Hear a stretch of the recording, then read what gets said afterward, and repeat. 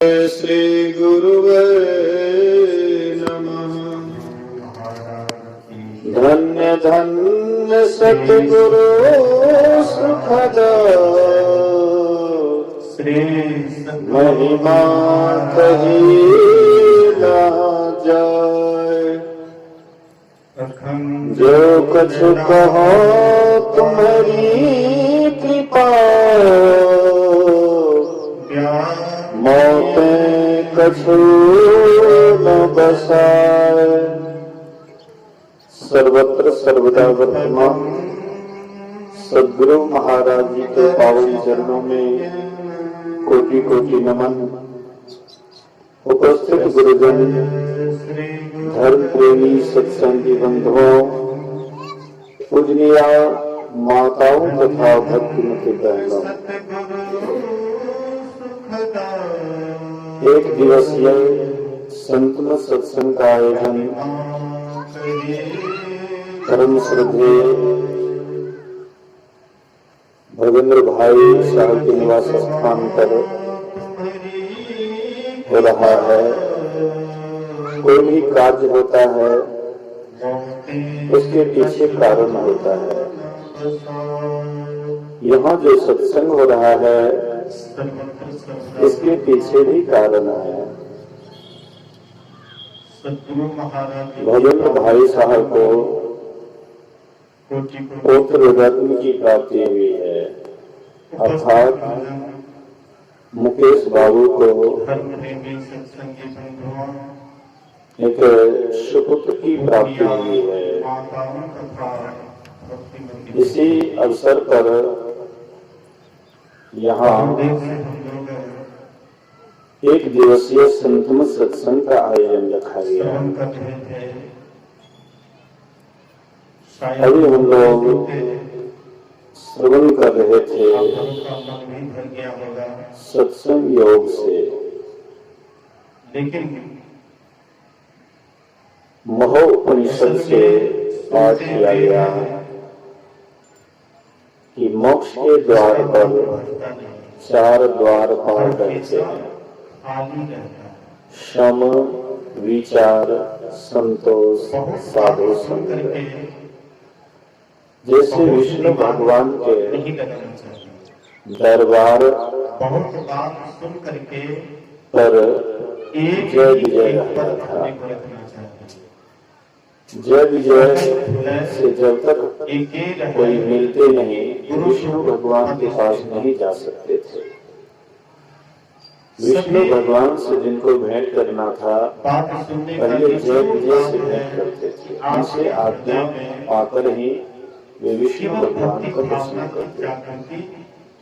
इसी तरह से हमें परमात्मा का दर्शन करना है, मोक्ष पाना है, मुक्ति पाना है।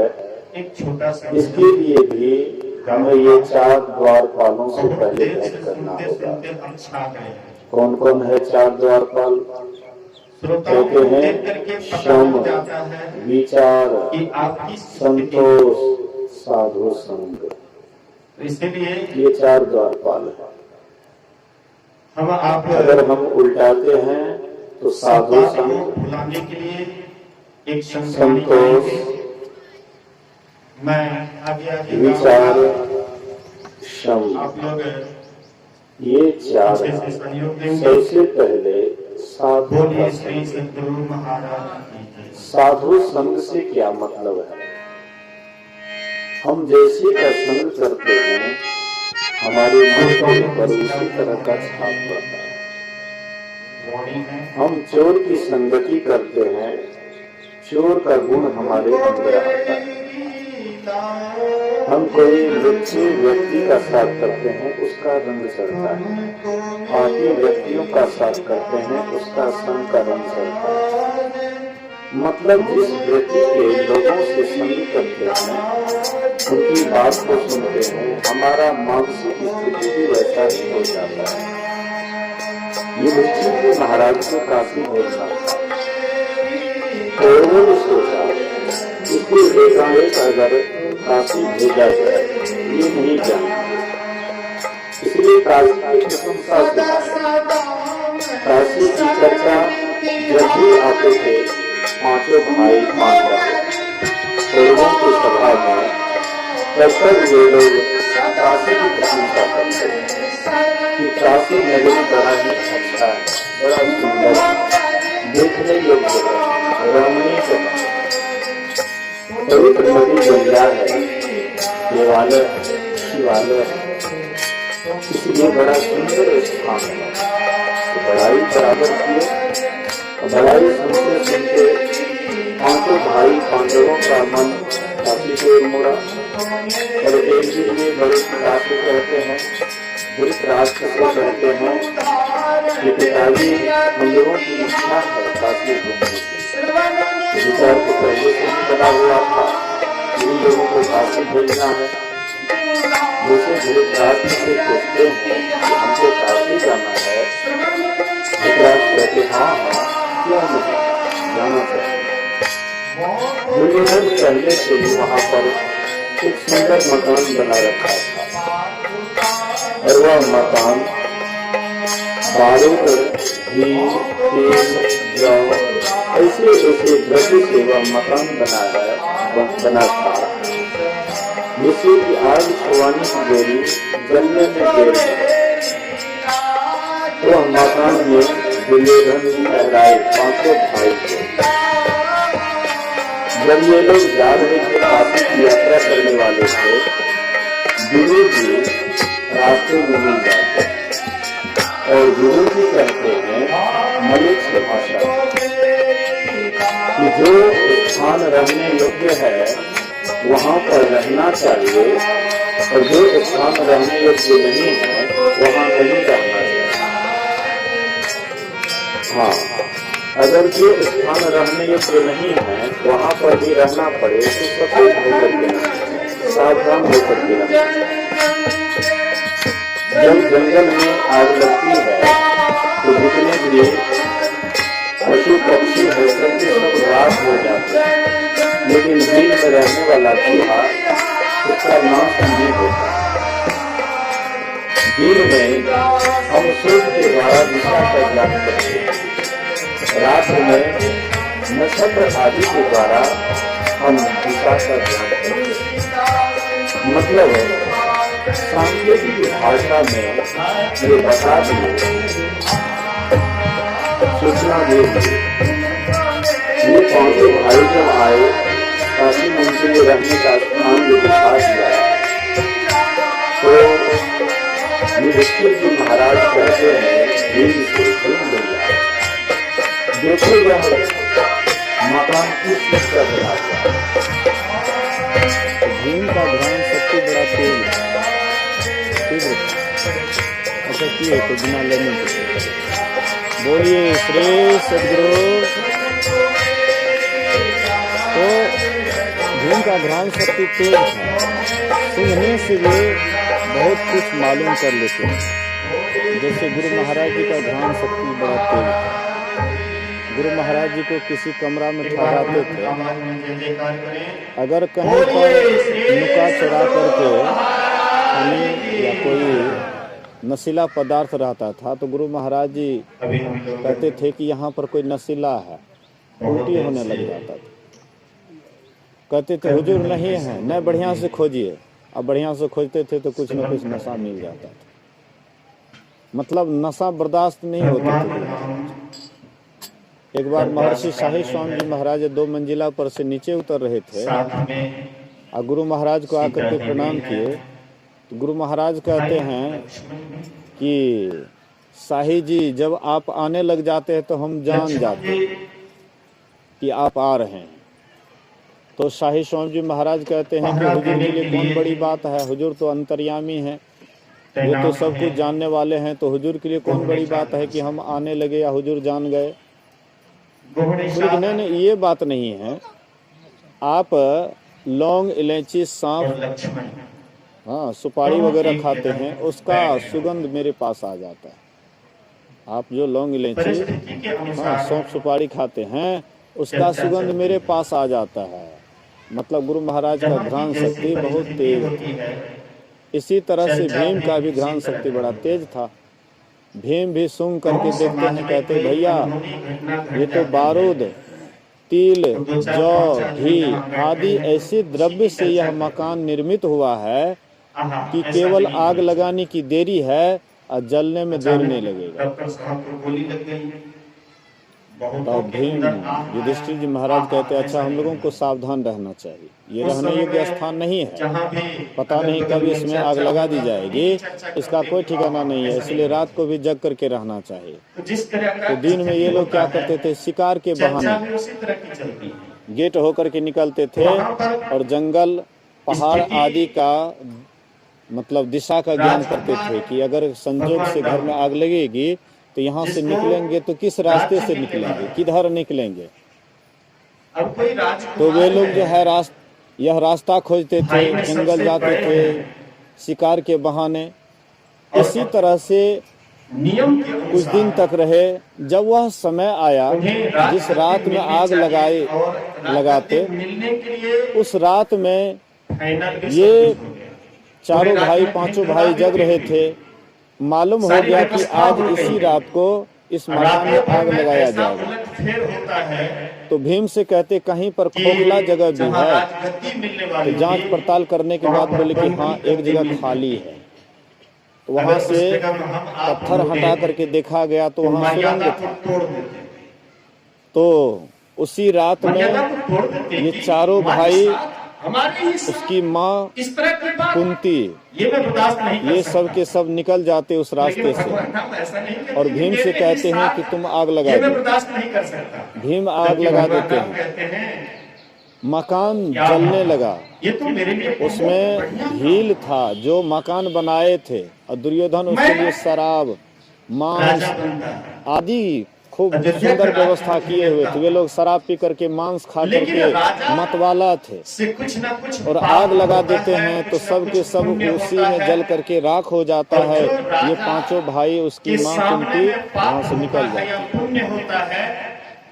इस तरह से इसका प्राण बचा। संत महापुरुष कहते हैं कि ये तो एक कहानी है, एक रूपक है, लेकिन हम आप भी जहाँ रह रहे हैं वह रहने लायक स्थान है या नहीं है, इस पर हम लोग विचार करें। हम लोग इस शरीर में हैं, यही शरीर में 5 पांडव, 5 ज्ञानेंद्रियां, यही 5 पांडव हैं और कहते हैं कि ये शरीर रहने लायक है या नहीं है। अगर रहने लायक है तो रहो और नहीं रहने लायक है तो इससे निकलने का कोशिश करो। तो ये शरीर रहने लायक है, लेकिन राजा एक दिन यह शरीर को भी जला दे। कोई निर्णय नहीं दे पाए। जैसे उस मकान में आग लगा दिए, मकान जल करके स्वाहा हो गया, वैसे एक शरीर को भी जला दिया। अयोध्या का बनूंगा, लेकिन इसके पहले अगर हम वहाँ सुरंग का पता लगा दी, इसकी सजा मुझे ही भोगना पड़ेगा। भाई पांडव सुरंग का पता लगा दिए और उसमें जब चले गए तो वे लोग जलने से बचाएंगे। इसी तरह से हम आज के अंदर में भी सुरंग है, सत्संग करेंगे, वही है साधना करेंगे, वही है सुखमाना, पुण्य से दूर रहेंगे, और वहाँ पर हम क्या करेंगे तो नरक अपने ख्याल को लगा करेंगे, स्वर्ग जाना पड़ेगा। जब ध्यान करते हैं वहाँ पर रुक करके तो वह सुरंग का अगर जीते जी सुरंग का पता लगा लेते हैं तब तो हम जलने से बच जाते हैं। क्या चाहते हैं? स्वर्ग। अगर जीते जी पता नहीं लगाते सुरंग का तो हम भी उसी में जल करके राख हो जाते हैं। पुण्य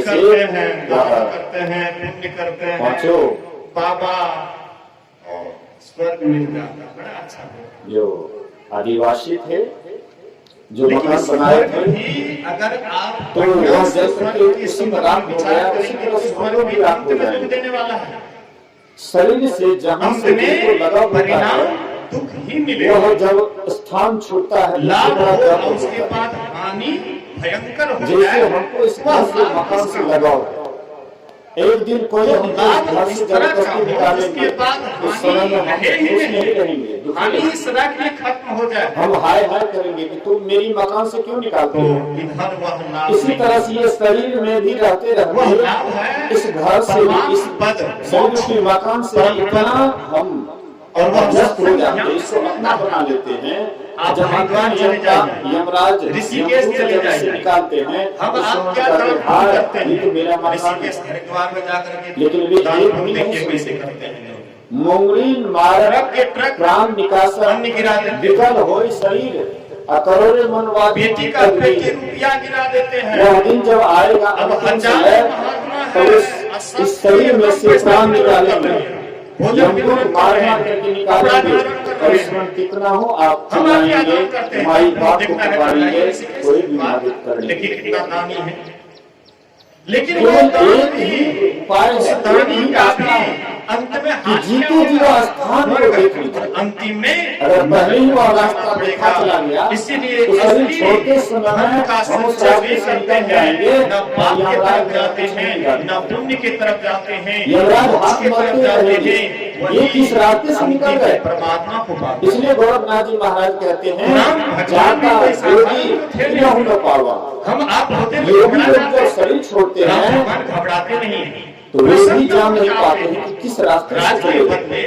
वन मिला, वह योगी रास्ता होना चाहिए, लेकिन और लंबा हो है। गए।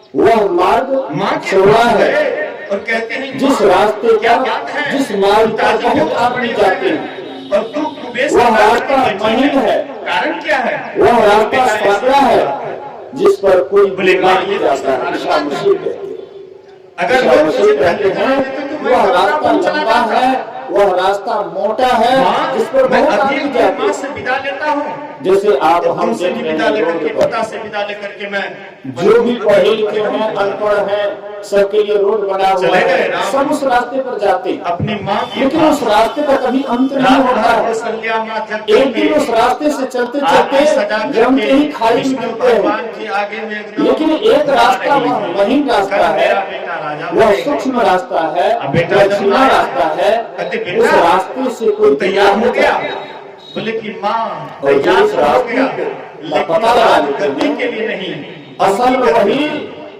दुख बोले से बेटा, छूट ये पाते समझो मजाक, बोले कि लोग। दुख से मजाक छूटने नहीं, के लिए बहुत उपाय करते हैं।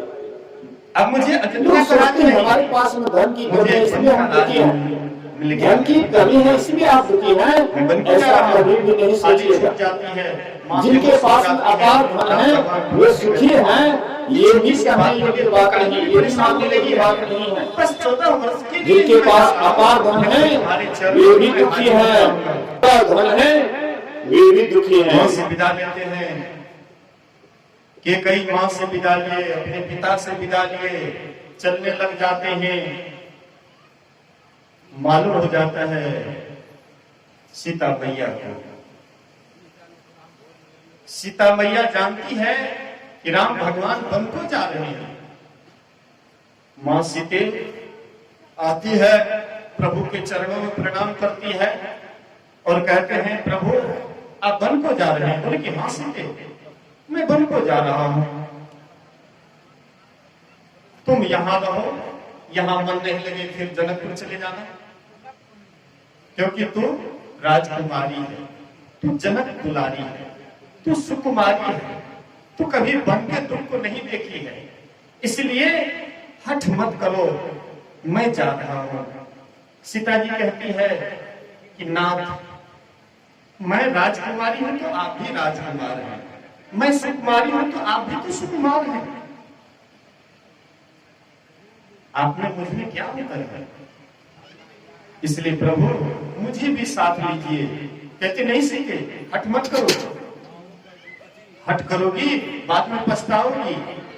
बोले प्राणनाथ जहां राम वहां सीता, जहां राम तहां अवध निवास हो, जहां पर राम रहेंगे वहां पर अयोध्या का निवास होगा, इसलिए मैं आपके साथ जाऊंगी। राम भगवान बोले नहीं तुमको नहीं जाना है, बोले नहीं जाना है तो एक रोज का मोहलत दीजिए। बोले कि किस लिए? बोले आप जब जाइएगा तो प्राण आपके ही साथ चले जाएंगे और थोड़ा ही ठठरी बढ़ जाएगा तो इसको अग्निदान कर दीजिएगा, उसके बाद चले जाइएगा। राम भगवान सोचे कि नहीं मानने वाले, अच्छा चलो चल देते हैं। उधर से लक्ष्मण जी को मालूम हुआ, लक्ष्मण दौड़ करके आ गए, भैया आप वन को जा रहे हैं? महाराज ऐसे निकले जो पत्नी के मोह में आकर के और वे आपको वनवास दे दिए, मैं नहीं छोड़ूंगा। राम भगवान कहते लक्ष्मण, ये तुम क्या कर रहे हो? महाराज मेरे पिता कोई साधारण नहीं है, इसलिए उसके संबंध में कोई अपशब्द बोलना ये अच्छी बात नहीं है। लक्ष्मण कहते भैया आप वन को अगर जा ही रहे हैं, निर्णय ले ही लिए हैं, तो मुझे भी साथ ले लीजिए। बोले कि देखो अभी भरत भी नहीं है, शत्रुघ्न भी नहीं है, ये दोनों भाई ननिहाल में है, इसलिए कर्तव्य होता है माता पिता का देख रेख संतावना देना। बोले कि भैया जब से जन्म हुआ है आज तक अगर मैं किसी को माता पिता समझा तो आपको छोड़ करके मैं किसी को अपना माता पिता नहीं समझा। आप ही मेरे माता हैं, आप ही मेरे पिता हैं, आप ही मेरे देवता हैं, सर्वस्व हैं, इसलिए प्रभु मुझे भी साथ कर लीजिए। जब बहुत अनुनय विनय किए, देखते ही नहीं मानने वाला है, अच्छा जाओ अपनी माँ से आज्ञा ले लो। माँ सुमित्रा के पास गए, प्रणाम करते हैं और कहते हैं माँ मैं भैया के साथ वन को जा रहा हूँ। माँ सुमित्रा कहती है कि जब राम वनवास जा रहा है तो तुम्हारा अयोध्या में कौन काम है? जाओ बेटा, अगर मैं सही में तुम्हें दूध पिलाई हूं तो बेटा इस तरह से राम की तुम सेवा करना, इस तरह से सेवा करना कि राम को स्वप्न में भी दुख नहीं हो, कष्ट नहीं हो। बोले कि मां जब मैं जगा हुआ रहूंगा तब तक तो सेवा करूंगा, लेकिन जब मैं सो जाऊंगा उस समय में पता नहीं क्या कष्ट होगा, इसलिए मां मैं तुम्हारे सामने में प्रतिज्ञा करता हूं कि 14 वर्ष तक जब तक राम भगवान वनवास में रहेंगे मैं सोऊंगा ही नहीं, मैं सोऊंगा ही नहीं। और नींद तब आती है जब भोजन करते हैं, इसलिए मां मैं 14 वर्ष तक भोजन ही नहीं करूंगा। और मां आलस तब आता है जब ब्रह्मचर्य खंडन होता है, इसलिए मैं पूरा 14 वर्ष तक ब्रह्मचर्य का पालन करूंगा। सुमित्रा मां कहती बेटा अवश्य ही आज मैं बड़भागिनी हूं, मेरा कोख पवित्र हो गया, मेरे कोख से जन्मा हुआ बेटा राम का काम आ गया, इससे बढ़कर के और क्या हो सकता है? पुत्रवती जुबती जग सोई, रघुपति भगत जासु सूत होई। हे माता, मां सुमित्रा कहती है बेटा पुत्रवती नारी वही है जिसका पुत्र राम का भक्त है। न तरु बांझ भाले बादी बियानी, राम विमुख सुते ते हित जानी। बेटा जो राम का भक्त नहीं है, जो ईश्वर का भक्त नहीं है, उससे तो अच्छी है एक बांझ। एक बांझ अच्छी है कि कम से कम बाल बच्चे देने का जो कष्ट होता है उससे तो आप वंचित रही, लेकिन इतना कष्ट ली अपने कपाल पर, 9-10 महीना अपने गर्भ में रखी, उठते बैठते सोते जागते कष्ट को सही, उसके बाद जन्म देते समय में बहुत तरह के दुख को सही, अब फिर भी अगर पुत्र या पुत्री अगर राम का भक्त नहीं हुआ तो इससे तो बात ही अच्छी है। बेकार है वह मां को पुत्र जन्माना, बेकार है वह मां को पुत्र या पुत्री को पैदा करना, इससे बात ही अच्छी है। सकल सुकृत कर बड़े फल राम सिय पद सहज सने हो। सभी पुण्यों का फल है, सबसे बड़ा पुण्यों का फल यही है कि श्री सीताराम जी के श्री चरणों में सहज स्नेह हो। इतना बात कर करके वहां से विदा लिए। पहले दिन तमसा नदी के किनारे व्यतीत किए, दूसरे दिन श्रृंगवेरपुर में जाते हैं। गोहनेशाद नाम के भगवान के मित्र थे, वे बड़ा ही आदर सत्कार किए। आदर सत्कार करके शीशम का पत्ता, सूखा पत्ता शीशम का था, इकट्ठा कर दिया और उसी पत्ता पर श्री सीताराम जी आराम में थे, विश्राम में थे। ये दोनों गोहनेशाद और लक्ष्मण जी बगल में बैठ करके पहरा दे रहे थे। रात का मौसम था, पहरा भी हो जाए और समय भी टल जाए, समय भी पास हो जाए। तो गपशप होता है, कोई अच्छी बातचीत होती है तो समय बढ़िया से निकल जाता है, पता नहीं लगता है कि रात कब बीत गई है। तो ऐसे ही बातचीत चल रही थी। स्थिति के अनुसार गोहनेशाद कहते हैं कि मां कैकेयी को ऐसा नहीं करना चाहिए। ये भरी जवानी में शादी हुई, अभी राज सुख भोगते, आनंद मनाते, लेकिन इस समय में वनवास दे दिए। मां कैकेयी ने अच्छा नहीं की। लक्ष्मण जी उस समय में बहुत गूढ़ बात कहते हैं, बहुत रहस्यमयी बात कहते हैं। बोले लखन मधुर मृदु बानी, ज्ञान विराग भगति रस सानी। लक्ष्मण जी कोमल और मधुर वाणी बोलते थे, कोमल भी है और मीठी भी बात है। कोमल मधुर बात बोलते हैं और ज्ञान वैराग्य और भक्ति रस में स्नान करके बोलते हैं। इस वाणी में ज्ञान भी भरा हुआ है, भक्ति की भी बात है और ज्ञान वैराग्य भक्ति, ज्ञान वैराग्य भक्ति तीन चीज मिलाकर के बोलते हैं। एक बार की घटना है, गुरु महाराज जी के दर्शनार्थ एक पंजाब तरफ से सरदार जी आए हुए थे। हम लोग जिसको सरदार करते, ये सरदार नहीं, गंगा सिकवा वाला नहीं। वहां पर सरदार कोई अच्छे धनी मनी व्यक्ति को कहते हैं, प्रतिष्ठित व्यक्ति को कहते हैं सरदार जी, बहुत सम्माननीय शब्द है। तो सरदार जी आए हुए थे गुरु महाराज जी के दर्शनार्थ कुपाघाट। तो गुरु महाराज जी बोले कि सरदार जी को कुछ जलपान कराइए, अपने सेवकों से कहते हैं। तो सेवक गए, थाली में चूड़ा भेजा करके थाली में रख दिए, एक कटोरी में दही दे दिए, एक कटोरी में चीनी दे दिए और कहते हैं सरदार जी ये बिहार का प्रसिद्ध रेडीमेड जलपान किया जाए, बिहार का प्रसिद्ध जलपान है। हाँ, हमारे बाबा लोग जाते हैं ना दल तोड़ने के लिए, तो भले वो जलपान नहीं करते, वो तो यहाँ तक भरपान कर लेते हैं, लेकिन ये जलपान है, सुबह सुबह रेडीमेड जलपान, बिहार का प्रसिद्ध जलपान। तो गुरु महाराज जी बोले तो ला करके दिए उनको। तो सरदार जी कभी ये तीनों चीज नहीं खाए थे।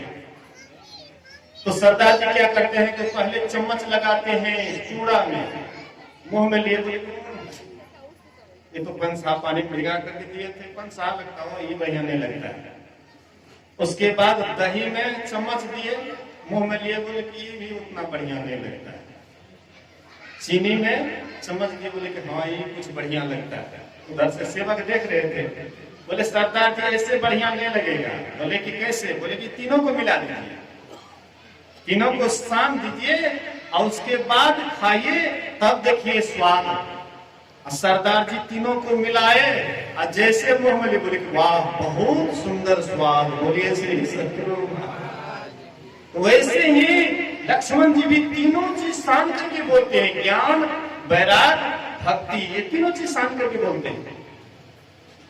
ज्ञान किसको कहते हैं? ये तीन चीज मिला करके बोले हैं। पहले ज्ञान के संबंध में हम लोग विचार करेंगे।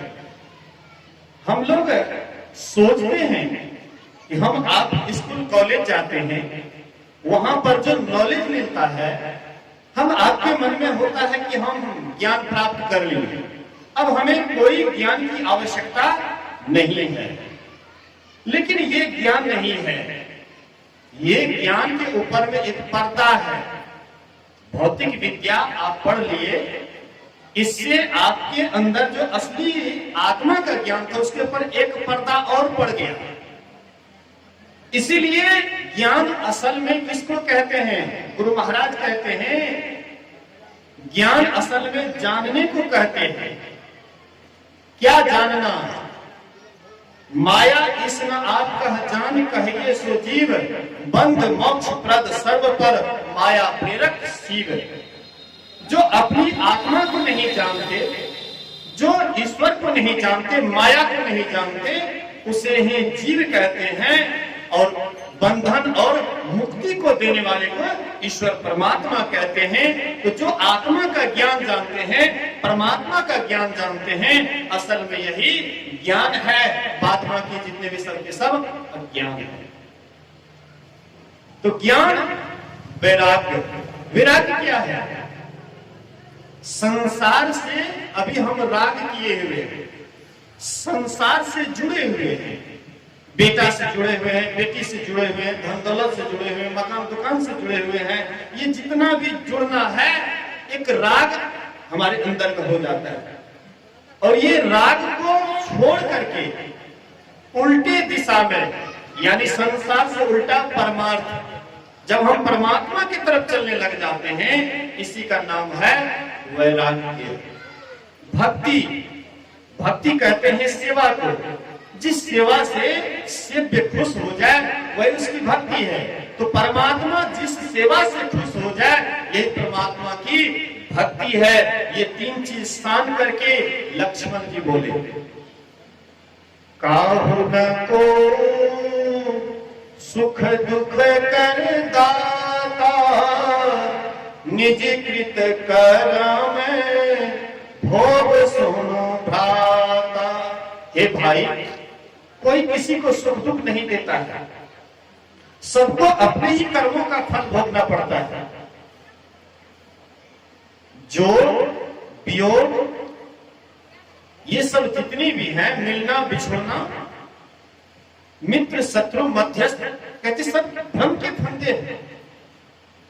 इसीलिए महापुरुष कहते हैं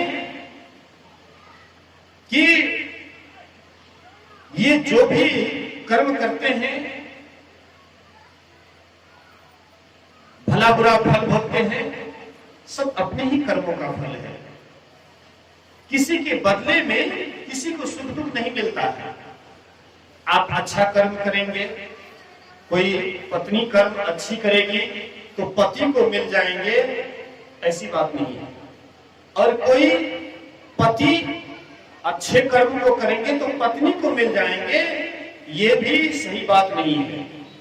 बाप अगर अच्छा कर्म करेगा और वह बेटा को मिलेगा, ये भी बात नहीं है।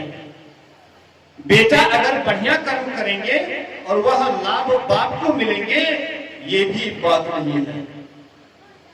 जो कर्म करते हैं उसी को उसका सजा भोगना पड़ता है। अगर शुभ करते हैं, आपके ही सामने में सुख बन करके आता है।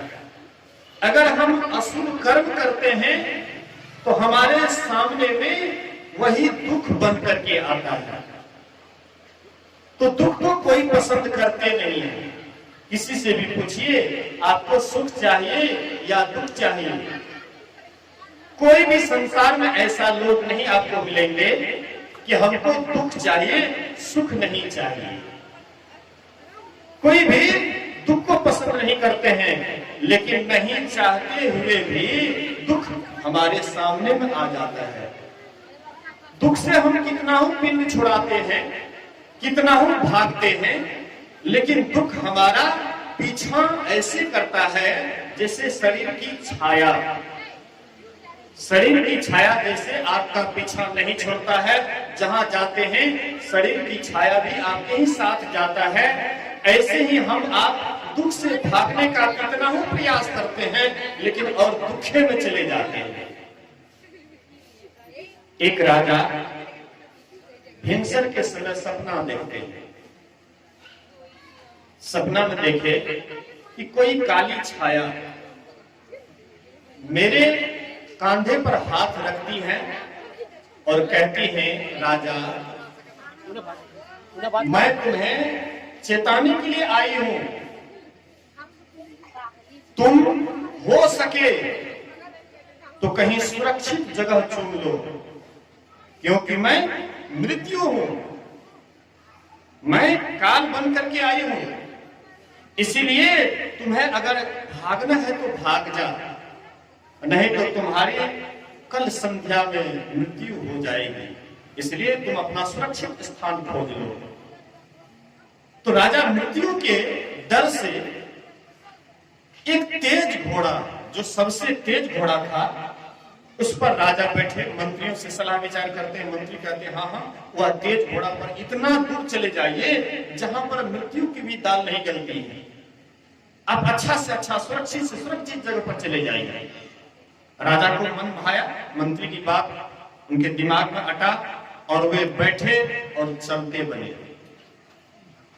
और जाते जाते कोसों दूर, मीलों दूर चले गए।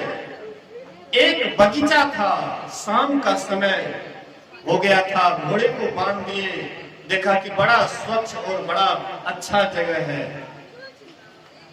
जैसे संध्या का बेला हुआ, वह काली छाया उनके बाह पर हाथ देते हैं, कहते, राजा तूने बहुत अच्छा काम किया, मैंने तुम्हें कहा था कि कोई अच्छी जगह है, सुरक्षित जगह खोज लो, तूने बहुत सुंदर जगह पर आ गया था, मुझे यही जगह का तलाश था, मेरे अंदर भी यही जगह की तलाश थी, मैं तुम्हें यही बुलाना चाहती थी, अब तुम यहां से चलो मेरे साथ। मतलब भागने का कोशिश किए, दुख से भागने का काफी प्रयत्न किए, लेकिन अंत में दुख के ही मुंह में चले गए।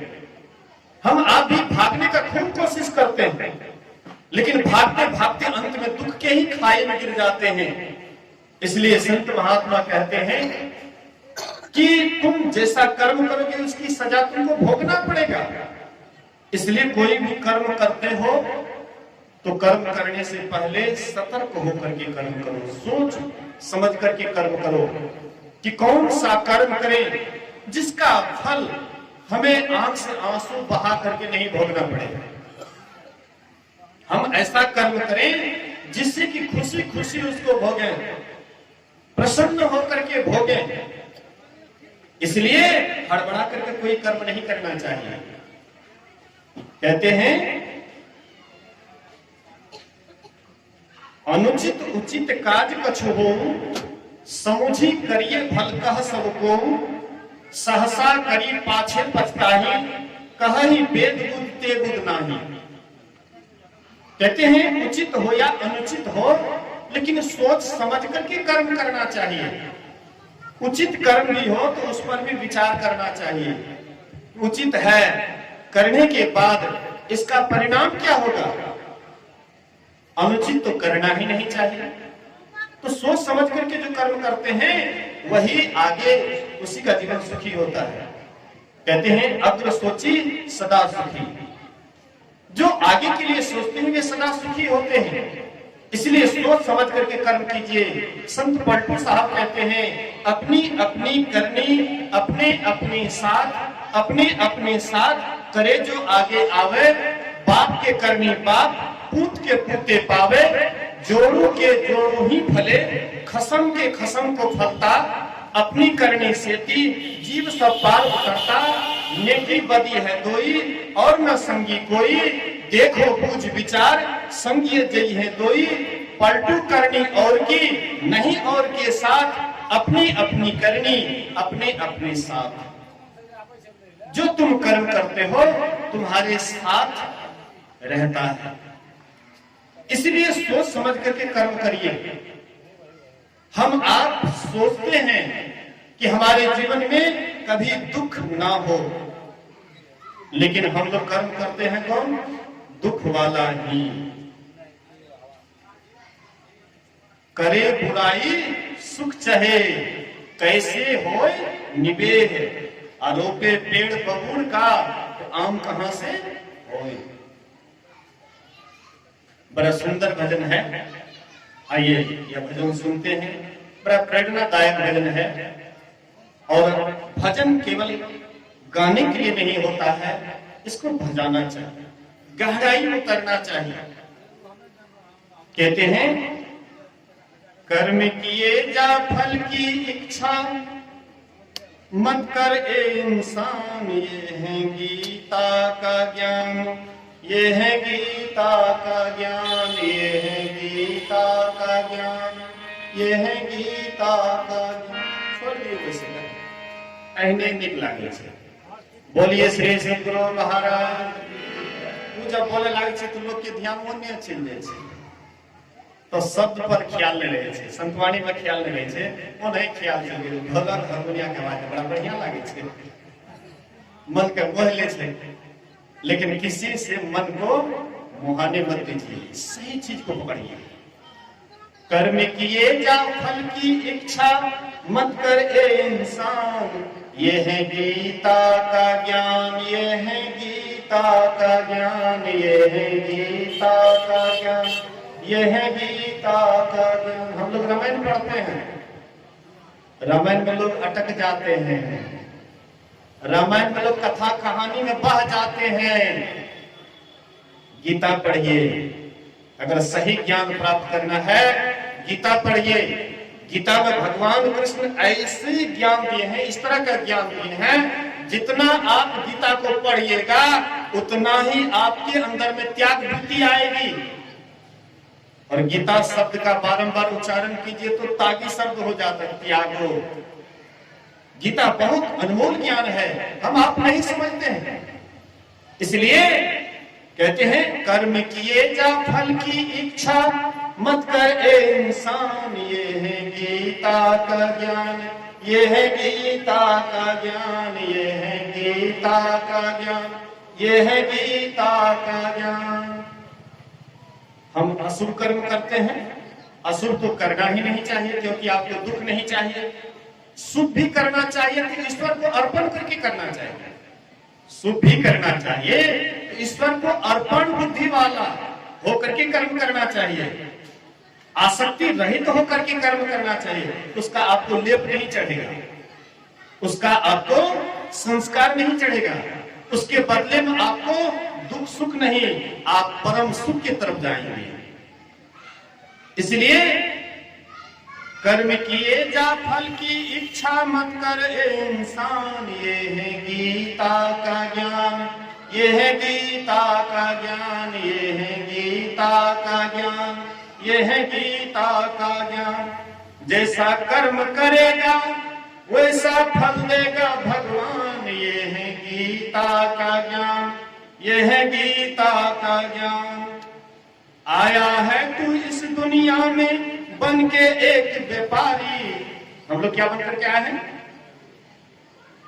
आया है तू इस दुनिया में बन के एक व्यापारी, देखो व्यर्थ न फंस जाए कहीं सारी तुम्हारी पूंजी, देखो व्यर्थ न फंस जाए कहीं सारी तुम्हारी पूंजी।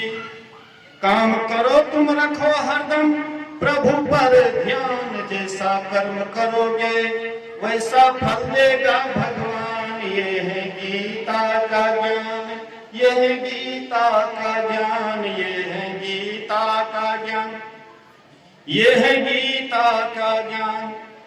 भाई बंधु कुटुंब कबीला कोई ना साथ निभाए, मुट्ठी बांध के आया जग में हाथ पसारे जाए।